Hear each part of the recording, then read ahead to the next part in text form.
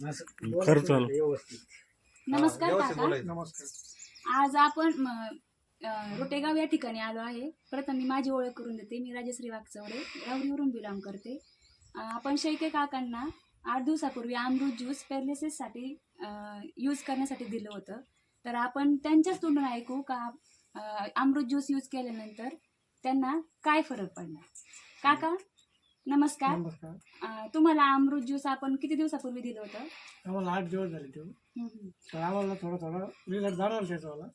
म्हणजे पहिल्या दिवशी नॉर्मल म्हणजे पेशंट उठून बसायला लागलं आणि उभं राहायला लागलं. पहिल्या त्याच्यानंतर उभं राहता येत नव्हतं, धरून चालू लागलं होतं. मग दुसऱ्या दिवशी थोडे एक पाऊल टाकायला लागले, म्हणजे पाय उचलायला लागले. आणि तिसऱ्या दिवशी थोडं असे फिरायला लागले लगेच. अरे बापरे, म्हणजे तुमच्या पेशंट मध्ये खूपच लवकर रिझल्ट आला. 3 दिवसामध्ये रिझल्ट काढला आम्हाला डायरेक्ट. हातांचं तुम्हाला काय म्हटलं ते तुम्ही हातांची बोट असे होत नव्हते, तर 3 बोट असे लागले व्हायला, 2 बोट राहिले फक्त आता. ते पण आता थोडे काय हात पण असं व्हायला लागला आता. पहिला असं होत होतं डायरेक्ट.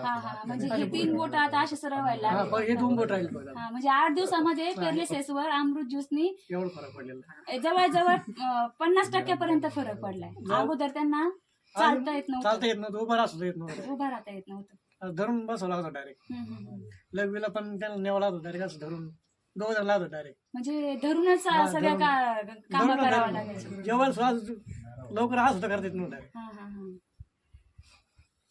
तुम्हाला काय वाटतं, आपलं हे अमृत ज्यूस सर्वांनी वापरावे की नाही वापरावे. सर्वांनी